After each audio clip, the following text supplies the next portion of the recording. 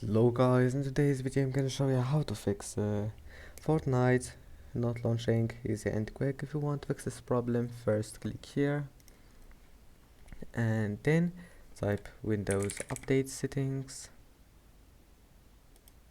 and after that, once you're here, all you have to do just click on check for updates and then just wait for it and install all the updates that you can find here. Now close it and then type here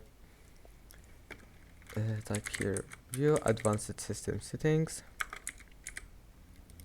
and then click settings here, click adjust for best performance, and now click enable those three options and click apply and then OK,